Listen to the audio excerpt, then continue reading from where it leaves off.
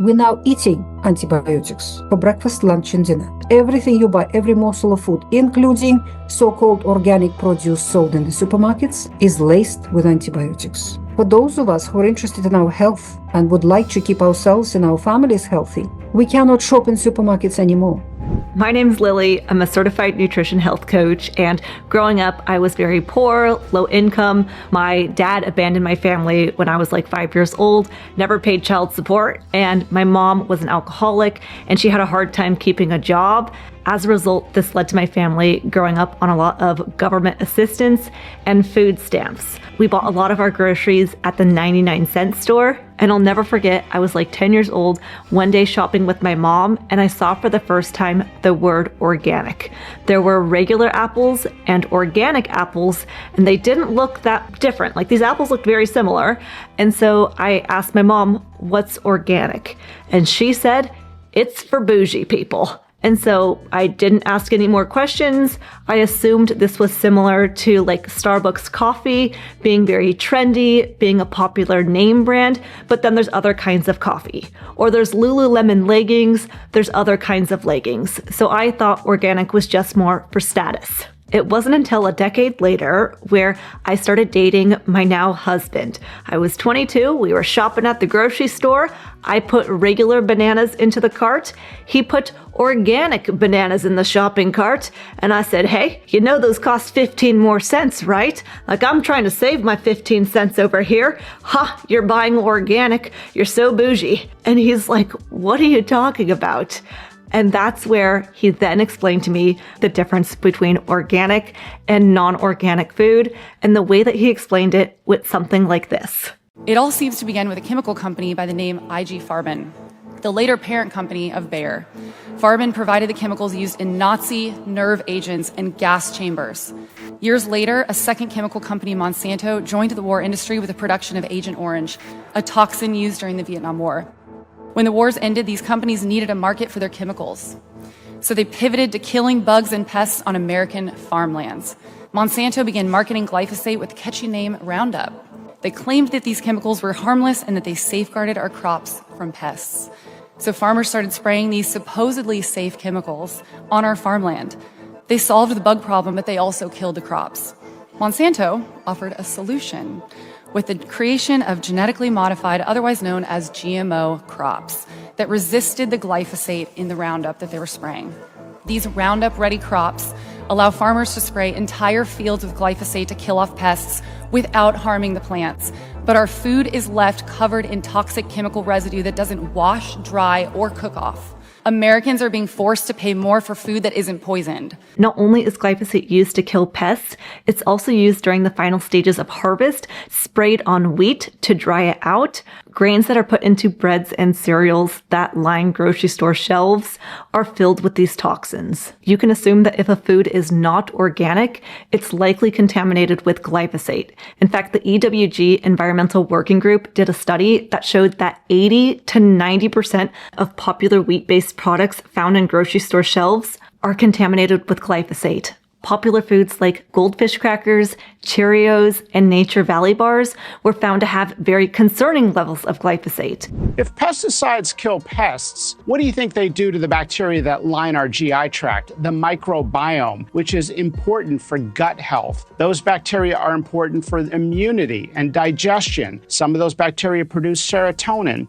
And new studies have shown that when you alter the gut microbiome, you actually introduce chronic diseases. A mind-boggling 280 million pounds of glyphosate is sprayed on American crops annually. And when we do this, yes, not only is pesticides damaging to human gut microbiomes, but also to our soil health. And soil is the most precious part of nature. This is where all life begins and all life ends. And all of these soils on our planet have been stripped. Literally, the planet has been skinned. Because the soil is the skin of our planet, the planet has been skinned. Humanity has stripped our planet of fertile, healthy soil. There's a study out there comparing produce from the past to nowadays, demonstrating there's so much less vitamins and minerals in the foods we consume nowadays. For example, they said that just 100 years ago, our grandparents, if they ate one orange, we'd have to eat the equivalent of 7 oranges today to get the same amount of vitamins and minerals from the one orange they used to eat in the past. And so because we are stripping our soil health, it's much harder to get things like magnesium in the diet because even, yes, the crops that are being grown have less magnesium in them, but also the animals who eat the crops are going to have less magnesium in the animal meat. And so because of this, I supplement with magnesium. I take Bioptimizer's Magnesium Breakthrough as it has 7 different forms of magnesium in it, including taurate that can help with heart health and lowering blood pressure, citrate that can help with digestion and constipation, glycinate that can help with sleep, anxiety, and depression, and malate that can help with chronic pain. So this particular brand is the only one I've found on the market that has 7 different forms of magnesium in it, which all of these different forms do different roles within the body. And I will take 2 of these capsules in the evening before I go to bed, which helps me just, knock out and sleep like a baby. You can get 10% off using discount code Lillie Kane. You'll also find a link in the video description, bioptimizers.com/Lillie Kane. That will get you 10% off of any of Bioptimizer's products. Now, recently I had a conversation with Dr. Natasha Campbell McBride. She's the founder of the GAPS diet, and I haven't released the full interview yet, but I wanted to share this snippet of the video because I know, some people aren't going to watch an hour-long interview. So I thought that this was still a very important piece of the conversation that I wanted people to hear as far as her thoughts on glyphosate. We're now eating antibiotics for breakfast, lunch, and dinner, and in between. Because practically everything you buy in a supermarket comes from industrial agriculture. Industrial agriculture uses many different chemicals, and most of these chemicals are antibiotics in their nature. Your food, everything you buy, every morsel of food, including so-called organic produce sold in the supermarkets, is laced with antibiotics because these agricultural chemicals are antibiotics in their nature. One of them, the most common one, is called glyphosate. It's the active ingredient in the Roundup, in the herbicide Roundup. People spray their driveways with this chemical without realizing what they're doing. It is one of the most poisonous chemicals in the world, and it is used several times during a growing season of any crop. All our commodity crops, practically all of them, are sprayed with glyphosate just before harvesting. So your bread, everything made out of flour, your sugar, fruit, vegetables, oils, seed oils that you use for cooking, contain large amounts of glyphosate. So you are eating antibiotics for breakfast, lunch, and dinner, and they are damaging that harmony, that balance in your microbial community in the body and altering it. And as a result, when that microbial community changes, everything changes in your body. They damage the integrity of the gut wall in a person, making it porous and leaky. So these chemicals absorb, these poisons absorb. And on top of that, what happens? Foods don't get the chance to be digested properly before they absorb. They absorb undigested. And then, of course, your immune system finds them, these undigested foods, reacts to them, looks at them, tries to deal with them. And it's the activity of the immune system that then gives you inflammation in the body, pain, swelling, redness, limitation of function.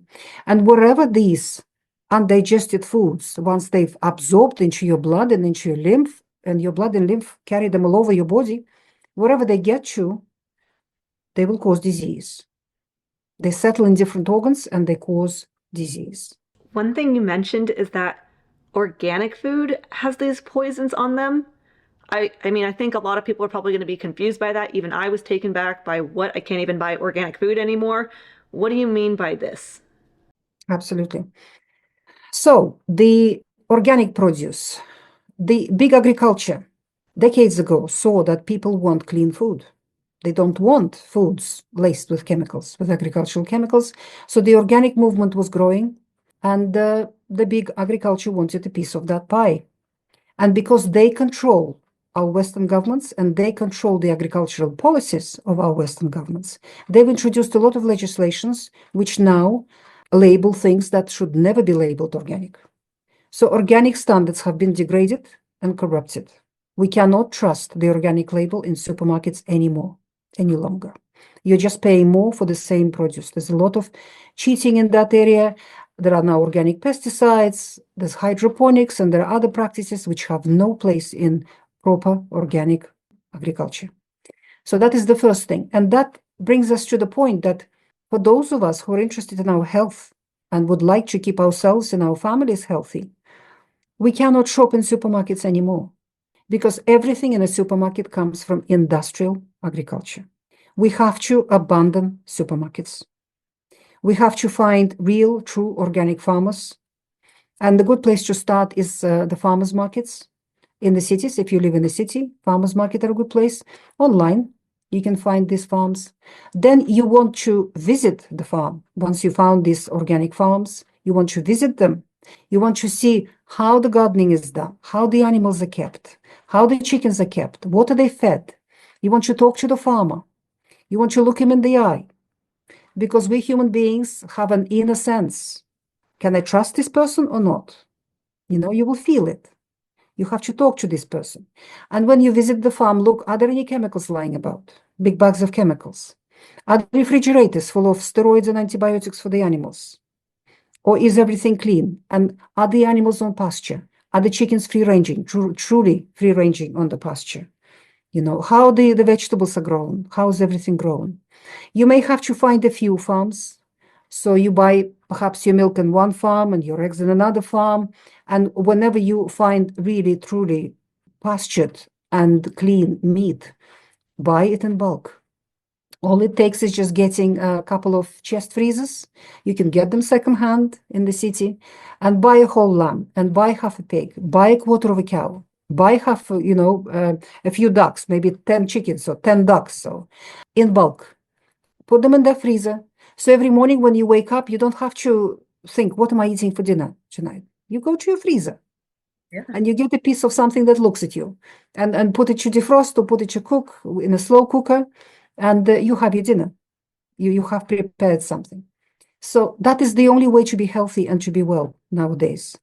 All it takes is driving out of the city once a week to get your weekly supplies. Or if you get organized with your friends and family in the city and you form a group, then many farmers will be happy to deliver to one apartment or one house in the city. So then your whole group can come to that house and pick up their bits and pieces. And it's a good idea, whatever can be frozen, to buy it in bulk, particularly meats. To buy it in bulk and put it in the freezer so you have a supply, because meats are the most important thing. When Dr. Campbell McBride said that organic is not really even organic nowadays, I couldn't even believe it. I ended up looking it up, doing more research, and yeah, sure enough, there are some loopholes in the system, though it still appears that organic is still better than non-organic food. And so even though it costs a little bit more money, I'm still going to prioritize organic. Though, like Natasha said as well, I think if you can find a local farmer and someone who you can trust and make sure that they're not putting chemicals in the food, then that's an even better option. If you don't know how to find a local farmer, how I found mine was I went onto realmilk.com, put in your state, and then it should populate all the local farmers near you. That said, my farmer here in Missouri actually lives on the opposite side of the state. He's like 4 hours away from me, but he offers a free delivery service all over the state of Missouri where he drives the food and drops it off in an area near you. So if you go on the realmilk.com website and it doesn't look like there's a farmer right next to you, there may be a farmer who does a delivery service. My husband's from Pennsylvania, and so when we go and visit home, there's also a farmer there that also does a driving delivery service all over the state. And so while you may not find a farmer directly near you, you might have one in your state that has a similar delivery service. Otherwise, I know a lot of farms nowadays will ship food. For example, my farmer here in Missouri, the one in Pennsylvania, they also ship food across the country. They just charge a little bit more money for the food and shipping. I'll leave links to both my farmer and the Pennsylvania farmer in the video description, and stay tuned for the full interview with Dr. Natasha Campbell McBride. If you haven't already, be sure to subscribe, give the video a thumbs up, and I'll see you in the next one.